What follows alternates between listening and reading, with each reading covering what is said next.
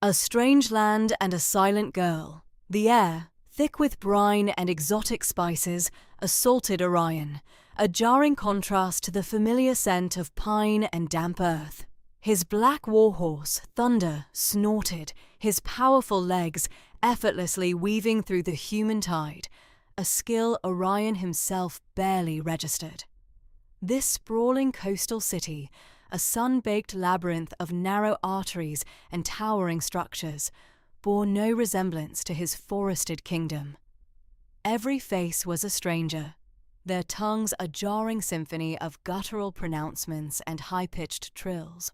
As an alpha king, used to swift deference, he was merely another imposing figure on a formidable steed, largely overlooked by the bustling throng.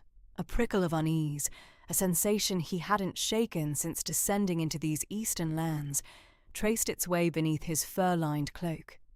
It wasn't fear, but a profound displacement, the feeling of a lone wolf among a flock of crows.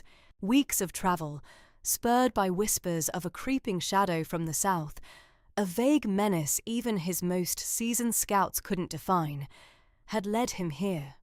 His journey was one of diplomatic overture and cautious inquiry, yet this market, a vibrant, chaotic organism of hawking and haggling, felt less like a nexus of information and more like a snare.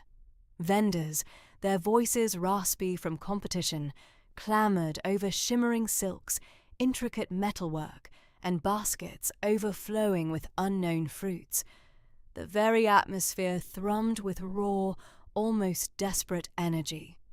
Then, his gaze snagged on something that cleaved through the sensory deluge like an ice shard. Tucked beneath a tattered awning, slightly set apart from the main thoroughfare, a small, quiet gathering had formed. A corpulent, sweating man gesticulated grandly towards a wooden platform, and on it, a girl. Impossibly small, perhaps no older than 10 or 11, she was clad in a simple, faded tunic that did little to soften the sharp angles of her shoulders and knees. Her dark hair, loosely braided, fell across her face, obscuring her features. She sat with hands clasped in her lap, utterly still, an island of profound calm in the market's churning sea. There was no defiance in her posture, no visible despair, only a deep, almost unnatural stillness. A knot tightened in Orion's chest. He had witnessed injustice before, confronted cruelty and oppression in his own territories. But this felt different. An instinct, deep and primal, roared within him. It was more than mere pity. It was a profound sense of wrongness that vibrated in his very bones. The air around her seemed to ripple, an almost imperceptible distortion only his heightened senses could detect. A peculiar, faint scent, too, elusive as distant rain on parched earth, utterly unlike any human or wolf he had ever encountered. He urged Thunder forward, the horse's powerful hooves thudding softly on the packed earth, drawing a few curious glances. The corpulent man on the platform, spotting a potential buyer, beamed, his teeth yellowed beneath a thick moustache.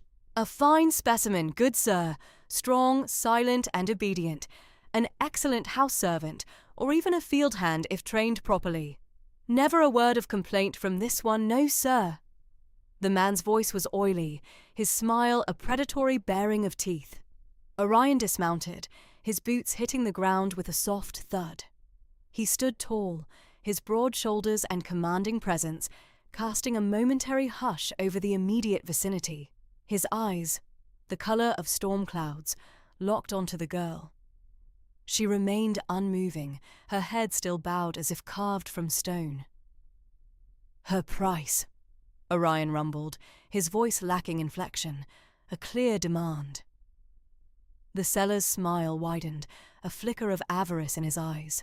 He clearly recognized Orion's apparent wealth, even if his station remained unknown. "Ah, a man of discerning taste.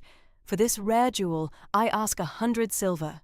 100 silver for a child." Orion's jaw tightened. It was an exorbitant sum, designed to exploit his obvious interest.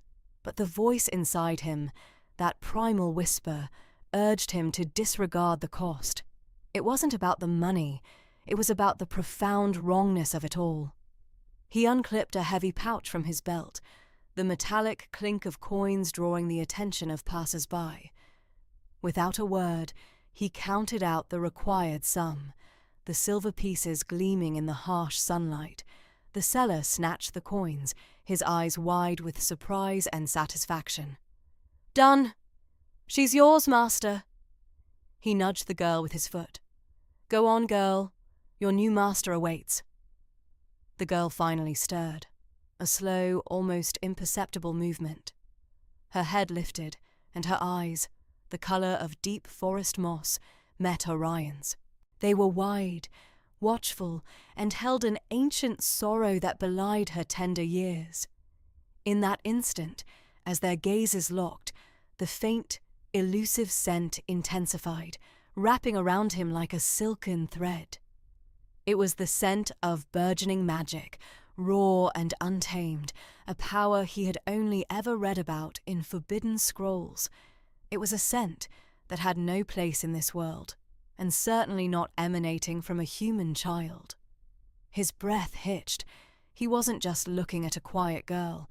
He was looking at something entirely new, something that could be either a terrifying weapon or a profound blessing. And he, Alpha King Orion, had just bought her freedom. The unseen scent. The market's clamour faded, replaced by the rhythmic crunch of Orion's boots on the cobblestones and the surprisingly soft tread of the child at his side. He hadn't thought to ask her name, a glaring oversight in his impulsive rescue. "Are you all right?" he rumbled, his voice a low current designed to soothe, not alarm. She offered no reply, her small hand remaining firmly clasped in his, her steps remarkably steady for one so recently traded. He cast a glance downward. A wisp of a girl, perhaps 8 or 9. Her dark, matted hair framed a dirt-streaked face, concealing any delicate features. Her eyes, he recalled, were the colour of deep river stone, holding a stillness that had first snagged his attention. It wasn't the stillness of peace, but profound resignation, a quiet anticipation of the next indignity. They walked a few more blocks in silence, the sea's tang growing stronger, mingling with the unfamiliar spices of this southern port. A strange unease pricked at Orion. He was an Alpha King, accustomed to swift obedience. This child, however, presented only a profound, almost defiant quietude. Not the defiance of rebellion, but of a deeply built wall. "My name is Orion." He tried again, easing his pace. He expected no response, and received none. He felt a slight tremor in her small hand, a subtle vibration hinting at a fragile shell. What horrors had forged such formidable silence? He had envisioned cowering, tears, perhaps even a struggle. Her quietude was far more unsettling. He guided them into a less crowded alley, hoping the diminishing din would encourage her. The air here was cooler, shadowed by ancient, intricately carved buildings. The scent of jasmine drifted from a hidden garden. He stopped, turning to face her, crouching to meet her gaze. "You don't have to be afraid," he said, his voice stripped of its regal authority. He extended his other hand, palm up, a gesture of peace. "No one will hurt you." Her head remained bowed, her gaze fixed on the scuffed toes of her worn sandals. A tendril of dark hair veiled one eye. Orion watched, his wolf senses alert, picking up the faint, quick beat of her heart. He felt the warmth of her small hand, a fragile anchor in the chaos of his unexpected detour. He waited, giving her space, allowing the silence to unfurl. He had faced down warriors, parleyed with cunning diplomats, and stared into the jaws of beasts. Yet, this small, quiet girl presented a challenge unlike any he'd known. A flicker of frustration, quickly tempered by something akin to pity. How could he expect her trust, a stranger who had simply bought her? Slowly, almost imperceptibly, her head began to lift, a movement so delicate, so hesitant, he nearly missed it. Her shoulders, hunched in a perpetual shrug of defeat, straightened a fraction. He held his breath, his gaze locked as the matted hair parted, revealing first her chin, then her mouth, a small, pale line. Finally, her eyes met his. In that instant, a scent unlike anything Orion had ever encountered washed over him, startling him with its intensity. It was ancient and wild, a primal force humming with untamed energy. Not the musky earth of a wolf, nor the complex, shifting aroma of a human. This was elemental, profound, like freshly turned earth after a spring rain, infused with the sharp tang of lightning and the lingering sweetness of blooming nightshade. It was the scent of burgeoning magic, but not the dark, chaotic power he'd been sent south to investigate. This was a purer, nascent force, both terrifying and breathtaking. His wolf, usually a calm, steady presence, stirred within him, a low growl rumbling deep in his chest, a sound of recognition, of awe, and a potent, primal warning. This child, this silent, unassuming girl, was no mere victim. She was a secret, a mystery cloaked in innocence, radiating a power that could either save or destroy. And Orion, the Alpha King, suddenly understood. His impulsive act had brought not just a child into his care, but a force that would irrevocably alter the course of his world.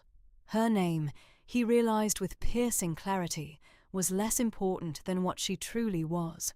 Journey to the castle. The scent clung to Orion, not like dust from the market, but like the whisper of an ancient forest after a spring rain, earthy, vibrant, yet utterly alien. It was Alara's scent, or rather, the burgeoning power within her that had finally uncoiled enough to be perceived. He hadn't just rescued a child. He had brought home a mystery, one that pulsed with an energy that sang a discordant, thrilling note against the rhythmic thrum of his own alpha blood. His wolf, usually a steady anchor, was restless, a low growl rumbling beneath his skin. It wasn't a growl of aggression, but of profound uncertainty, a primal instinct sensing something beyond its comprehension. He watched Alara as she sat cross-legged on the plush velvet seat of his carriage, her small hands clasped in her lap. She hadn't spoken a word since he'd bought her, her silence a deep pool reflecting the world without rippling its surface. Her eyes, however, were anything but still. They darted, absorbed, catalogued every detail of the opulent carriage, from the intricate carvings on the wooden panels to the way the sunlight fractured through the ornate window panes. There was no fear in those eyes now, only an intense, almost scientific curiosity. This was not the resigned girl from the market. This was a quiet observer, a nascent force gathering information. The implications of her scent were a cold knot in Orion's stomach. Magic, not the petty tricks of charlatans, but true, potent magic, a force whispered about in old tales, a power thought long dormant, if not entirely mythical. If this child possessed such an ability, what did it mean for the delicate political balance between the wolf packs, a balance maintained by strength, territory, and ancient laws? And more critically, what did it mean for her? A power like that, untamed and unrecognized, could be a beacon, drawing unwanted attention, a target in a world ill-prepared for its return. He couldn't leave her to fend for herself. Not now. The impulse to protect her, initially born of pity, had transformed into a fierce, almost possessive drive. She was his responsibility, a living enigma he now felt compelled to safeguard and, perhaps, to understand. His own territory, with its sprawling, heavily guarded castle, was the only place he could conceive of keeping her safe while he sought answers. The thought of bringing a child of unknown origins, potentially imbued with magic, into his ancestral home sent a shiver down his spine. But the alternative, abandoning her to a world that would exploit or destroy her, was unthinkable. He leaned forward, his voice a low rumble. "We are heading to my castle, Ilara. It's a long journey, but you will be safe there." Her gaze flickered to him, a brief, assessing glance before returning to the passing scenery. She offered no acknowledgement, no question, no fear. It was unnerving, this absolute stillness, this lack of typical childish reactions. Was she simply overwhelmed, or was her quietude a manifestation of something deeper, a resilience forged in hardship? The carriage began to move, its wheels crunching on the gravel path as it left the bustling, chaotic market town behind. The journey was long, stretching over several days as they traversed rugged mountain passes and sweeping plains. Orion found himself observing Ilara almost constantly. She never complained, never asked for anything. She ate what was offered, her movements economical, almost graceful for a child. When he offered her a soft blanket against the evening chill, she accepted it with a silent nod, wrapping herself in it like a cocoon. He tried to engage her sometimes, asking simple questions about what she saw outside the window, pointing out a hawk circling overhead or a distant waterfall. Her responses were minimal, often a slight turn of her head or a subtle tilt of her chin, indicating she had registered his words. Yet there were moments, fleeting glimpses, where her guard seemed to lower. Once, as they passed a meadow dotted with wildflowers, he saw a faint, almost imperceptible smile touch her lips, a gentle softening of her usually solemn expression. Another time, when a stray beam of sunlight illuminated a dust motes dancing in the carriage, her eyes widened with a childlike wonder that tugged at something deep within him. The constant silence, however, began to wear on him. He was an alpha king, accustomed to direct communication, to commands being followed, to the give and take of strategic discussions. This quiet, unyielding presence was a new challenge, a puzzle that defied his usual methods. He felt a strange blend of frustration and a burgeoning respect for her quiet fortitude.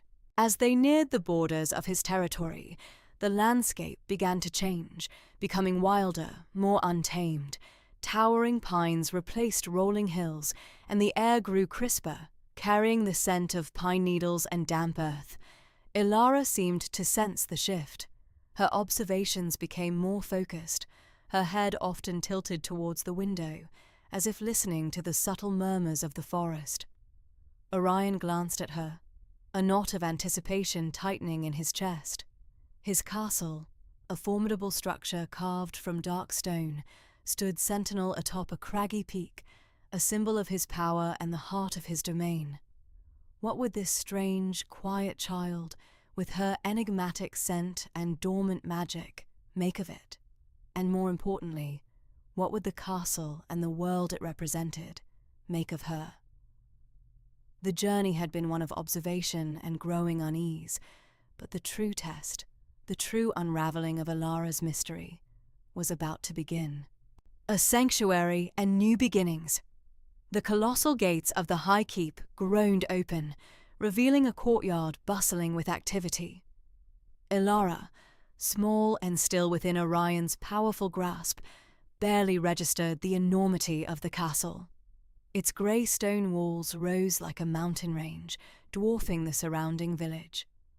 Servants scurried, stable hands led horses, and guards, clad in gleaming armour, stood sentinel at various archways. The air, crisp and cold, carried the scent of wood smoke, baking bread, and the sharp tang of metal. Orion dismounted, his movements fluid despite the slight stiffness from their long journey. He lowered Ilara carefully, her small feet touching the cobbled ground. For a moment, she stood frozen, her eyes, wide and luminous, darting from face to face, absorbing every detail without betraying a single emotion.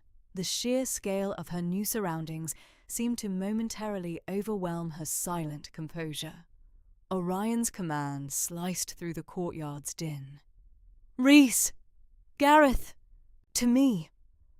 Two figures detached themselves from the castle guard, their strides purposeful. Rhys, a grizzled veteran with a scarred cheek, and Gareth, younger, quicker, with eyes that missed nothing, knelt instantly. "Alpha King," they intoned in unison. "This is Elara," Orion stated, his voice low but firm, gesturing vaguely towards the silent girl. "She is to be housed in the West Wing, in the chamber adjoining mine. You two will be her primary protectors. 24 hours a day, a rotation. No one, absolutely no one, enters her chambers without my explicit permission. You are to observe her, discreetly. Any unusual occurrences, any behavior that stands out, you report directly to me, and only to me. Understood?" Rhys's brows furrowed slightly, a flicker of surprise in his experienced gaze. Gareth merely nodded, his expression unreadable. "Understood, Alpha King," Rhys affirmed, his voice gruff. Elara remained still, a small dark shadow amidst the vibrant activity. She didn't flinch from Orion's intense scrutiny, nor did she react to the imposing figures of the guards. She was a statue carved from silence. Orion exhaled slowly, a frustration he couldn't articulate gnawing at him. He hadn't expected gratitude, but he had hoped for something. Anything. He led her through a labyrinth of echoing corridors, past tapestries depicting ancient battles and portraits of stern-faced ancestors. The castle hummed with a quiet energy. Servants paused their duties, their gazes lingering on the small child clutched within the Alpha King's large hand. Their expressions ranged from curiosity to apprehension. Elara, however, walked as if in a trance, her head tilted, her senses seemingly overwhelmed by the new input. In the days that followed, Elara settled into a peculiar routine.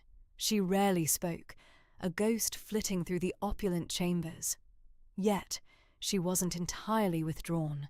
The castle staff, initially wary of the Alpha King's mysterious ward, found themselves slowly drawn to her quiet presence. Cook, a stout woman named Miri with flour always dusting her apron, would leave small, sweet cakes on a stool near the kitchen entrance, only to find them gone hours later, the empty plate returned. Elara never offered thanks, but a slight tremor in Miri's voice suggested she felt it nonetheless. One afternoon, a young stable boy, Finn, was struggling to calm a skittish mare. The horse, usually docile, was whinnying and rearing, spooked by a sudden gust of wind. Elara, who had been sitting on a stone bench observing the training grounds, rose and approached the stables. Her movements were slow, deliberate. Finn, exasperated, didn't notice her until she was almost beside him. Without a word, she reached a tiny hand towards the mare's trembling flank. Finn held his breath, expecting the horse to lash out. Instead, the mare's ears twitched, then flattened, a low nicker rumbling in her chest. Elara's fingers, surprisingly gentle, stroked the mare's coat. A strange calm seemed to emanate from the child, washing over the agitated animal. The mare lowered her head, nudging Elara's hand, her large, dark eyes softening. Finn watched, jaw agape, as the powerful beast practically melted under Elara's touch. It was as if the girl possessed a silent language, understood instinctively by creatures of instinct. Later that week, a scrawny, one-eared cat, usually a wild terror that evaded all attempts at affection, found its way into Elara's chamber. Rhys, on guard outside, heard a soft purring from within, a sound he hadn't thought the feral creature capable of. When he peered through the slightly ajar door, he saw Elara sitting cross-legged on the floor, the cat curled in her lap, its mangy head nestled against her chest, a picture of absolute contentment. He exchanged a bewildered glance with Gareth, who simply shrugged, a faint, almost imperceptible smile playing on his lips. Orion, receiving their reports, felt a strange mix of emotions. The constant silence still pricked at his patience, a gnawing uncertainty about her origins and purpose, yet these quiet observations, these small, inexplicable connections she forged, chipped away at his initial frustration. There was more to Alara than just silence and unnerving power. There was a gentle core, a nascent empathy that resonated with the forgotten corners of his guarded heart. He still didn't understand her, not truly, but the urge to protect her, to uncover the mystery she represented, solidified with each passing day. The sanctuary he had provided was slowly becoming more than just a haven. It was becoming a crucible, shaping not just Alara, but him as well. Whispers on the wind. A fortnight had passed since Alara's arrival at the High Keep, a period marked by an unnerving quietude that settled over the ancient stones. Orion found himself increasingly drawn to the small, silent girl, his initial frustration with her muteness slowly yielding to a profound sense of wonder and a burgeoning protectiveness. He'd observed her with the stable hands, witnessed the way even the most temperamental wolf dog would lower its head to her gentle touch, its low growl transforming into a rumbling purr. He'd even seen a hawk, usually wild and aloof, land on her outstretched arm, its keen eyes softening as it gazed at her. This empathetic connection she shared with the natural world was a silent language, one Orion was beginning to understand in fragments. The fragile peace was shattered one crisp morning by the piercing sound of a horn echoing across the valley and announcing an unexpected arrival. Orion, in the midst of reviewing border reports, felt an immediate tightening in his chest. Messengers rarely approached the High Keep unannounced, and the specific cadence of the blast spoke of an official rather than friendly visit. He strode to the great hall, the heavy oak doors already swinging inward to admit a lone figure. The messenger was lean and tall, cloaked in the distinctive grey and black of the Northern Pack, Alpha King Thorn's colours. His face was a mask of practiced neutrality, though Orion noted the slight tension in his jaw, the way his hand hovered near the dagger at his hip. Thorn was a notoriously aggressive alpha, his ambition as sharp as the frost-rimmed peaks of his territory. Their packs had coexisted in a tense truce for generations, a delicate balance maintained by mutual respect for their respective strengths. This unheralded visit signaled a shift. "Alpha King Orion," the messenger began, his voice devoid of warmth. "King Thorn sends his regards." The words were a formality, a thin veneer over an underlying challenge. Orion merely nodded, his gaze unwavering. "State your purpose, messenger." The man drew a scroll from within his cloak, the parchment thick and sealed with Thorn's sigil. A snarling wolf's head. He broke the wax and unfurled it, his eyes scanning the elegant script before he cleared his throat. "My king has instructed me to deliver this message personally. He has sensed a perturbation in the ancient flows, a stirring of power within the lands bordering your own, a nascent energy, growing stronger by the day." The messenger paused, allowing the words to hang in the air, thick with unspoken implications. "King Thorn extends an invitation to you, Alpha King Orion, to a gathering at the neutral plains in 2 cycles of the moon. He wishes to discuss the implications of this new influence." A cold dread began to coil in Orion's stomach. A new power, a nascent energy. Thorn was not one to indulge in poetic metaphor. He dealt in direct threats and territorial claims. Orion's mind raced, sifting through recent events, through any anomaly that might have drawn Thorn's attention. His gaze flickered towards the doorway leading to the inner chambers, towards the wing where Alara now resided. The unique scent of Alara, a subtle blend of wild earth and something indefinably ancient, was distinct from anything Orion had ever encountered. It was a scent that resonated deep within his wolf, a primal hum that spoke of power and mystery.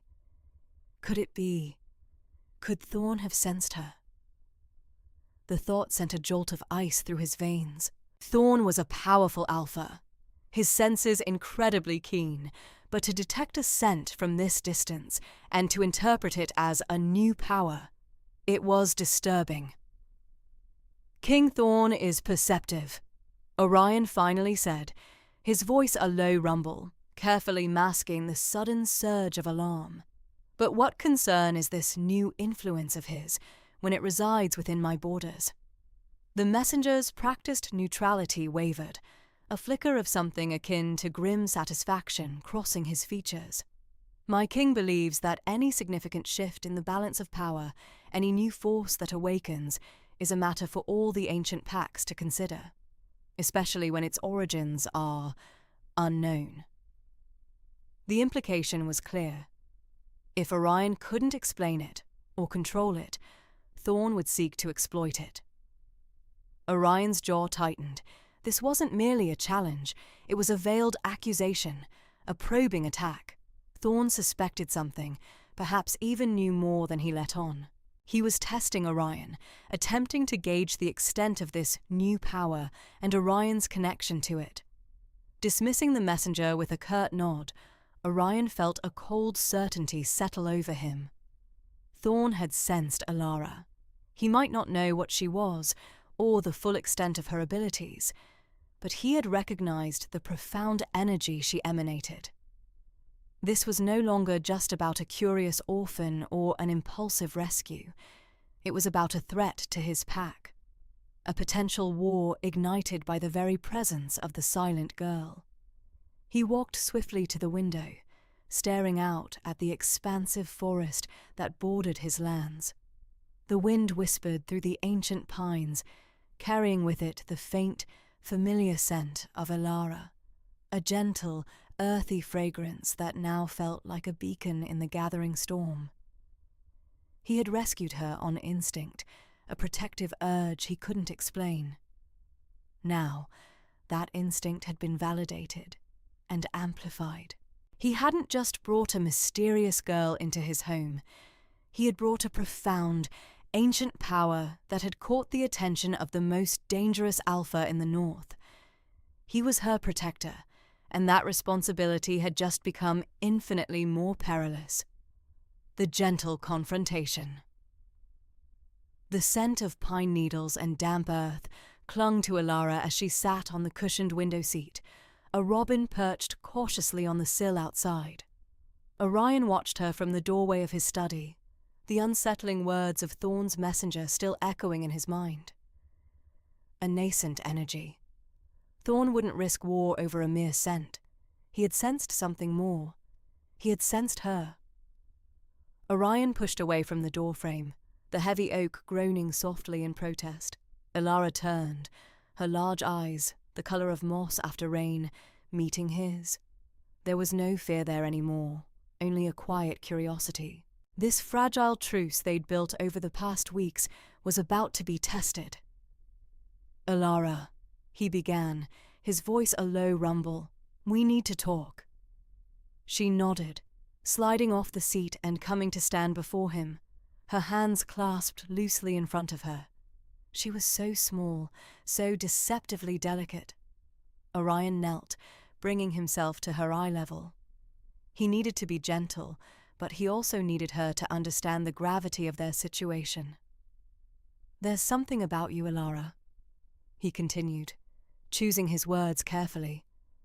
Something that isn't quite like anyone else.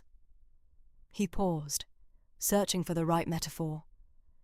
It's like a song only certain people can hear. A very old song, full of power. Alara tilted her head, a faint frown touching her brow. A song, she whispered, her voice still soft, but gaining a nascent strength he hadn't heard before. Yes, and it's a song that has been heard by others, beyond these borders.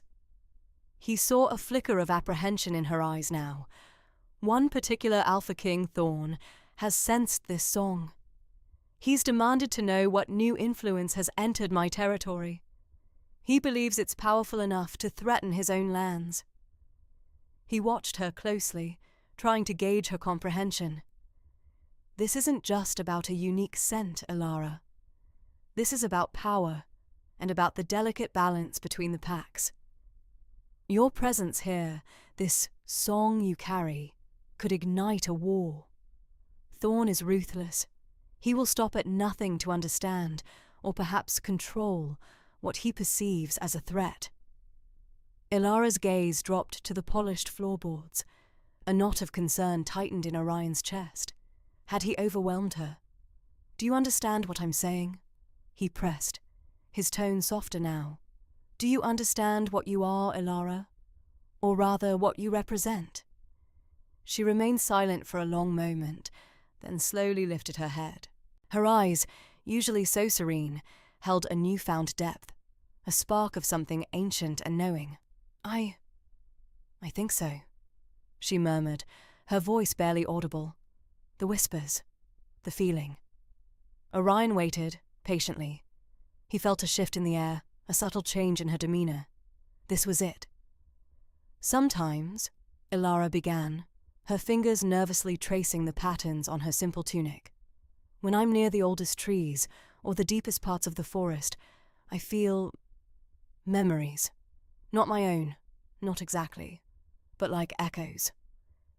She looked at him, a hesitant courage blooming in her expression.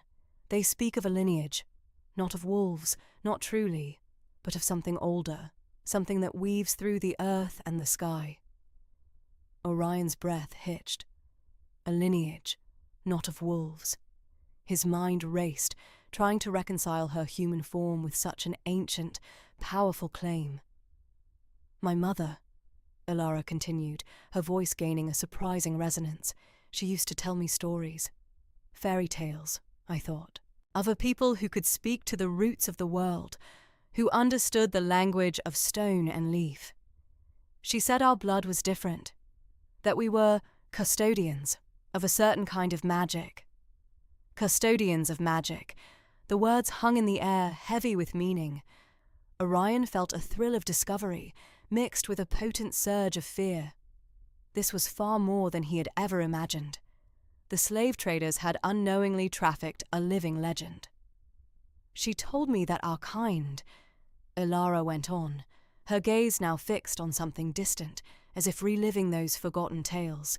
We were connected to the very life force, that we could feel the pulse of the earth, the breath of the wind, and that sometimes, if the world needed it, that connection could become stronger, more visible. Orion felt a chill, despite the warmth of the room. Thorn had sensed her. He had sensed this stronger, more visible connection. Ilara's nascent power was not just a threat to his pack, but to her own safety. My mother said we had to be careful, Ilara finished, her voice fading to a whisper, to keep our true nature hidden. Because some would want to control it, to use it. Orion reached out, his large hand gently covering her small one. And you believe this is what you are? He asked, his voice rough with emotion. One of these custodians? Ilara looked up at him, her eyes wide and earnest.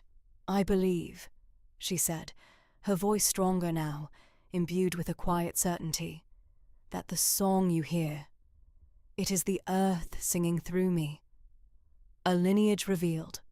Ilara's voice, though still soft, held a new timbre, an ancient echo that resonated in the stone walls of Orion's study. My family. We do not speak of it often, not to outsiders.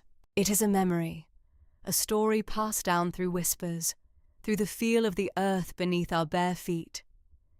She traced a pattern on the polished wood of his desk, an intricate spiral that seemed to mimic a growing vine. They say we were the first ones to truly listen, not just to the rustling leaves or the babbling brooks, but to the pulse beneath it all, the earth's own heart. Orion's gaze never left her. He absorbed her words, each one a brushstroke on a canvas he was only just beginning to perceive. Custodians, he repeated, the title feeling more significant now than when he'd first heard it. What does that mean truly? A faint smile touched Alara's lips, tinged with a quiet melancholy. It means we are the Earth's memory keepers, its conduits. When the world is out of balance, when the true song falters, we are meant to help it remember its harmony. But sometimes it sings through us too strongly, especially when it's wounded. She looked up, her eyes wide and luminous. That song you hear, the one Thorn hears, it's the Earth's lament, amplified through me. It's a call for balance, a cry for healing. He leaned forward, his knuckles white against the dark wood. And your scent, the one I couldn't place. Alara nodded, her gaze dropping to her hands, clasped tightly in her lap. It is not the scent of wolf, nor entirely human. It is the scent of the earth itself, of soil after a spring rain, of ancient roots, of blooming life and decaying leaves. It is the essence of what I am, what my ancestors were. It is the magic, Alpha King. It is the earth breathing through me, marking me as its own. Orion felt a cold dread settle in his gut. This wasn't merely potent magic. This was something fundamental, something that defied the established order of his world. Thorn, with his insatiable hunger for power, would not simply seek to control such a being, he would seek to possess it, to drain it dry. And the idea of Alara, this quiet girl with the weight of the world on her shoulders, falling into his clutches, churned his stomach. So, this power, this connection, Orion began, his voice rough. Is it something you control, or something that controls you? Alara hesitated, her brow furrowing in a delicate line. It is awakening within me, Alpha King, slowly. It began when I was very small, with a heightened sense of the world around me. Animals always seemed to trust me, to seek my presence. Plants would flourish under my touch. As I grew, the connection deepened. The whispers became clearer, the emotions of the earth more palpable. Now, she trailed off, her gaze unfocused, as if seeing something beyond the study walls. Now it feels like a river at full flood. It flows through me, and sometimes I am merely the vessel. Orion rose, pacing to the large window overlooking the snow-dusted courtyard. The implications were staggering. Alara wasn't just a powerful individual. She was a living conduit to a force that could reshape their world. Her very existence, now known to Thorn, was a powder keg. If the Earth's song, amplified through her, was a lament, what would happen if it became a roar? Could she, in her awakening, unintentionally unleash a force that would plunge them all into chaos? Or conversely, could she bring about a profound peace? He turned back to her, his expression grim. Thorn will not see this as a call for balance. He will see it as a weapon, a means to absolute dominance. He will want to harness this power, Alara, not understand it. Her gaze met his, unwavering. I know. My family taught me the stories of those who tried to exploit our gifts. They never ended well, for anyone. A shiver ran through her. The earth does not suffer a leash gladly. Orion studied her, the quiet strength radiating from her, even amidst her vulnerability. He had rescued a girl, thinking it an act of impulsive defiance against injustice. He had unwittingly brought a living myth into his home. And now, he understood with chilling clarity, his protection of her was no longer a matter of simple honor, but a desperate gamble to prevent a war that could unravel the very fabric of their world. He had bought her freedom, but in doing so, he had bound himself to a destiny far greater and more perilous than he could have ever imagined. The line between peace and devastating conflict now rested on the slender shoulders of this custodian and on his ability to shield her from a world that would undoubtedly seek to exploit her ancient, burgeoning power. Facing the challenge. The evening air, cool and fragrant with pine and distant rain, offered little balm to the tempest within Orion.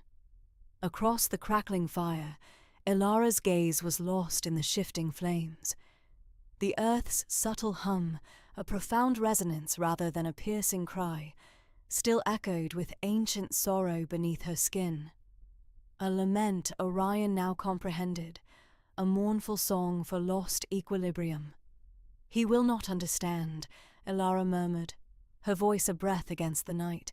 "Thorn will only perceive what he desires." Orion's jaw tightened.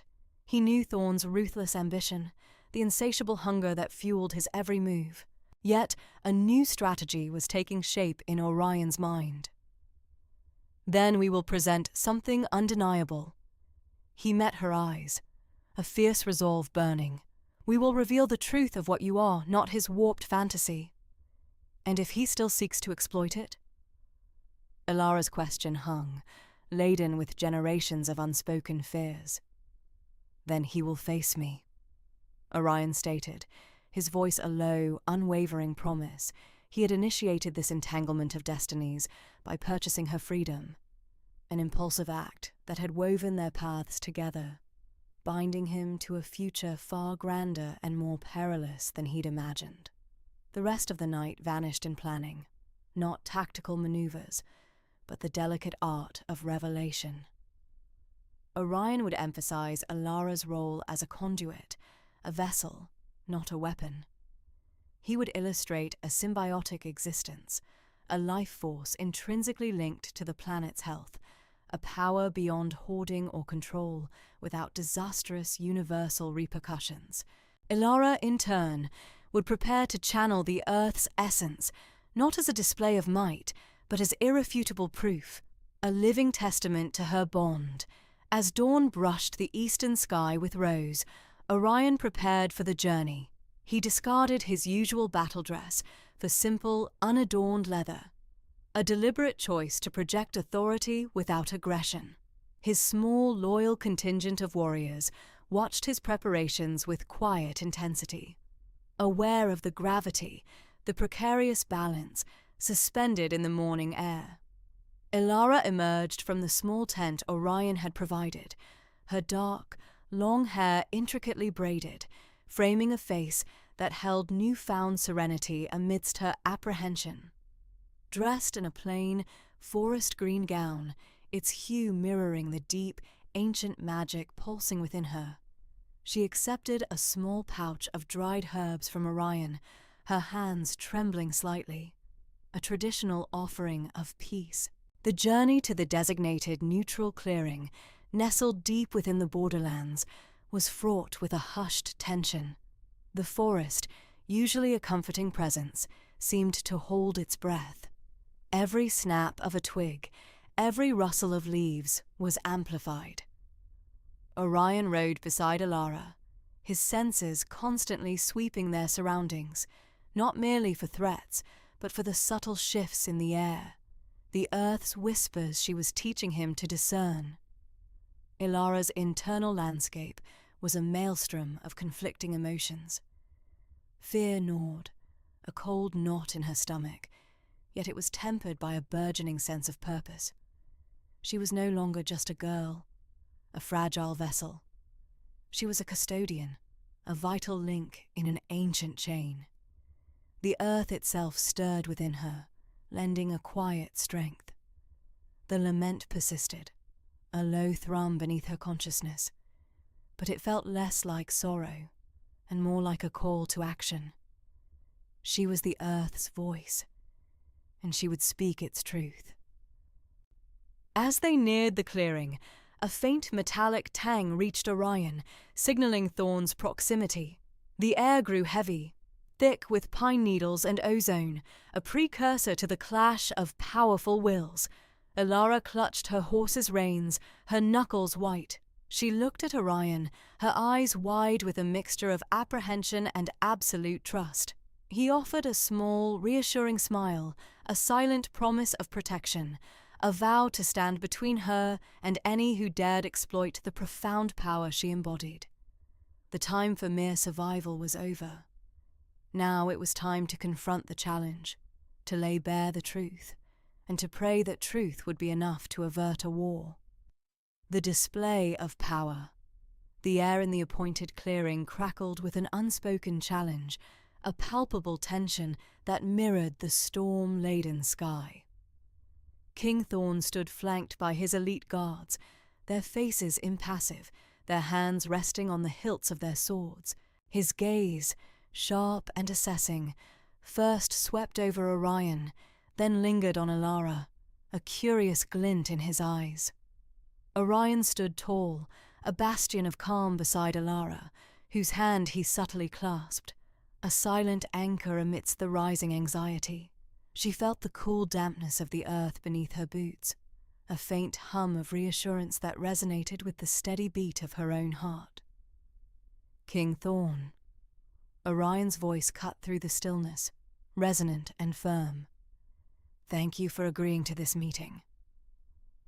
Thorn offered a curt nod, his attention still fixed on Alara. Alpha King, and this is the female you have so vehemently protected. I confess, my curiosity has been piqued.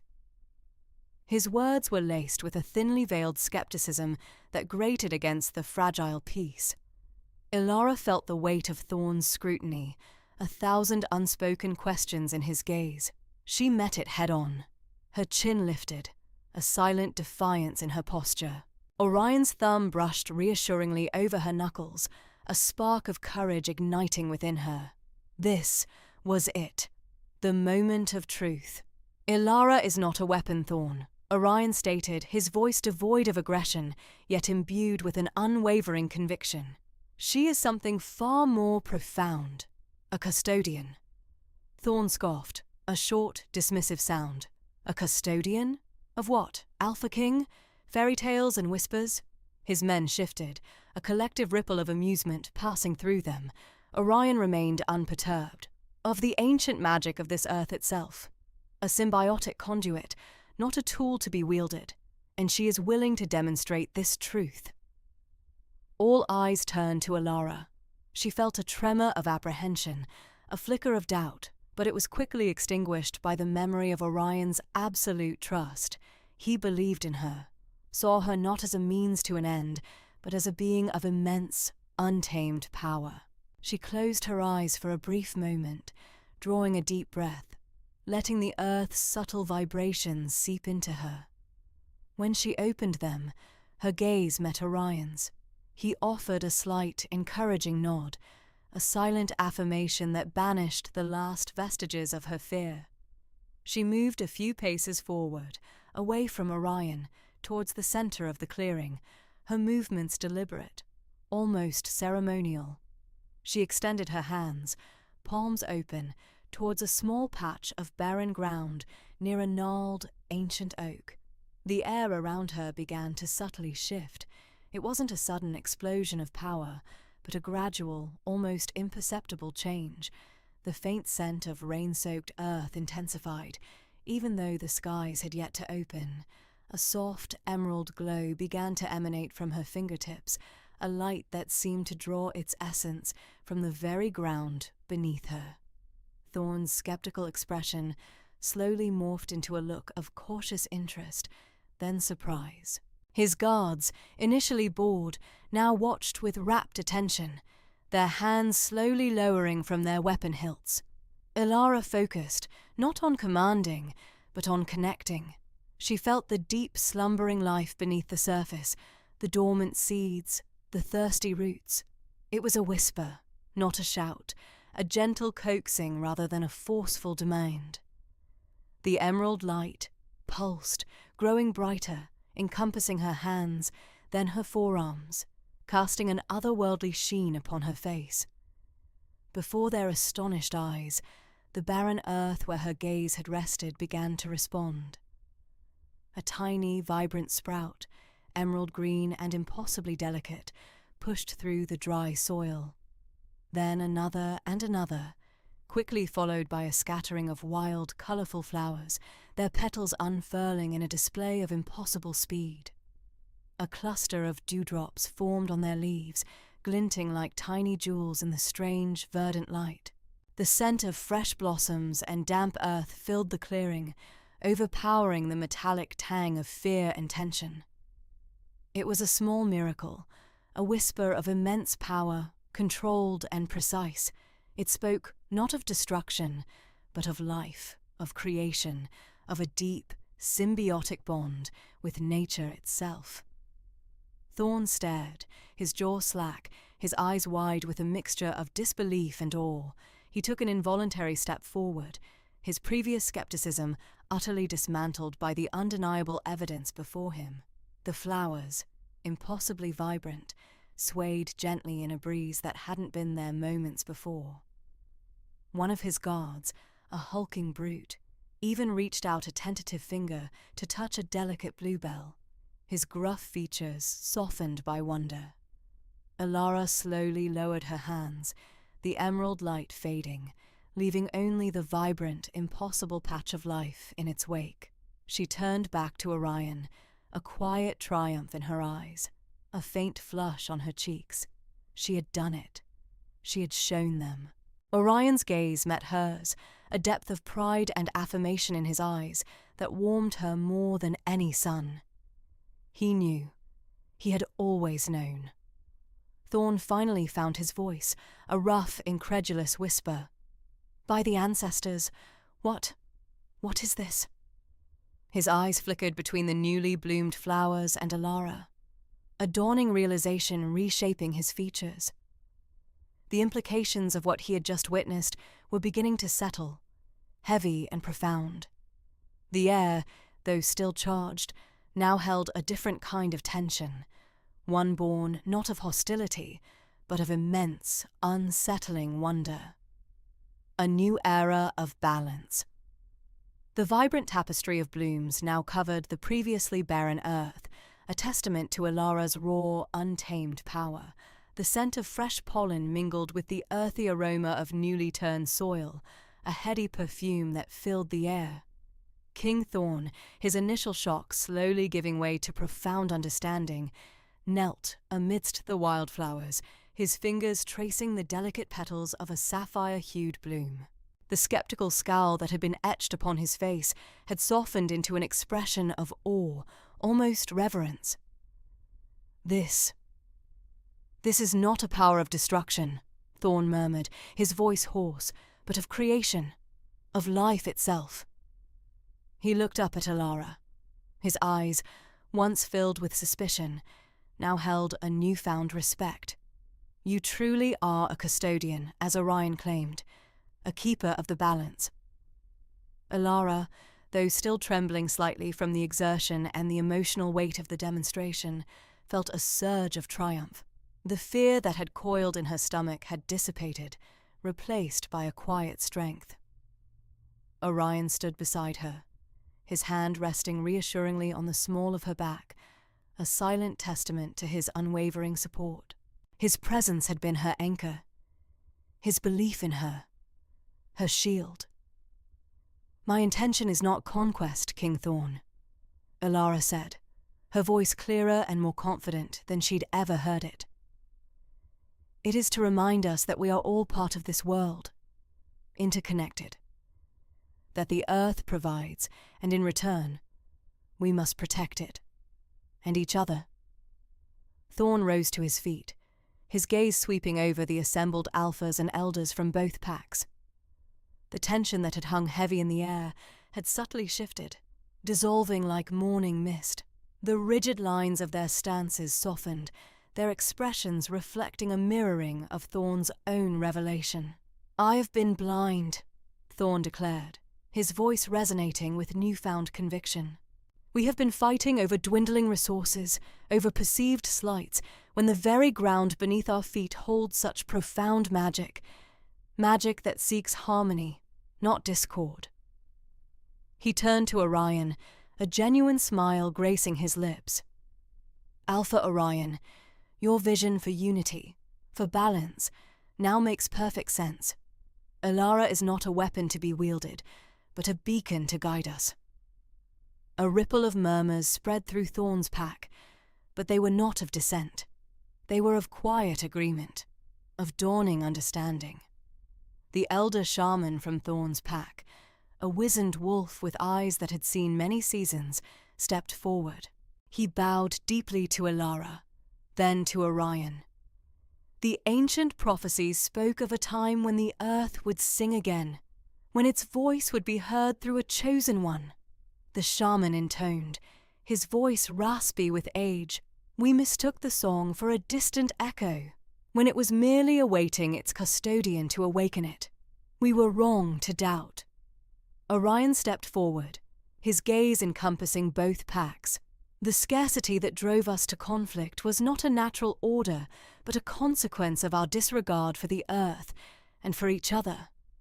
Alara has shown us that abundance is possible, that cooperation is not weakness, but strength. He looked at Thorn. "King Thorn, the lands you believed were dying, the forests that withered, with Alara's guidance, and with our combined efforts, they can be restored. We can usher in an era where no pack goes hungry, where every territory thrives." Thorn extended his hand to Orion, a gesture of peace and alliance that transcended generations of rivalry. "Alpha Orion, I accept your proposal. Let this day mark the end of our divisions and the beginning of a true alliance, for the sake of our people and for the sake of the earth itself." As their hands clasped, a palpable shift in the atmosphere occurred. It wasn't just the scent of flowers, but an almost energetic hum, a sense of relief and hope that settled over the gathering. The alphas from Thorn's pack exchanged glances, then many of them approached, offering nods of respect to Alara and solemn vows of cooperation to Orion. The air that had been thick with tension and the unspoken threat of violence was now filled with the possibility of a shared future. Alara felt an unfamiliar warmth spread through her chest, a feeling of belonging that she had never known. She had always been an outsider, her unique connection to nature a burden, a secret she had to guard. Now it was her purpose, her strength. She looked at the vibrant tapestry of blossoms, the living proof of her power, and a sense of profound peace settled over her. Later, as the sun began its descent, painting the sky in hues of orange and purple, Orion and Alara stood on a small rise overlooking the now mingling packs. Laughter and easy conversation drifted up to them, a stark contrast to the strained silence that had preceded the day's events. Thorn's pack had agreed to share their hunting grounds, while Orion's pack offered their knowledge of sustainable farming practices learned from generations of careful cultivation. The seeds of a new era were already being sown. Orion wrapped an arm around Alara, pulling her gently closer.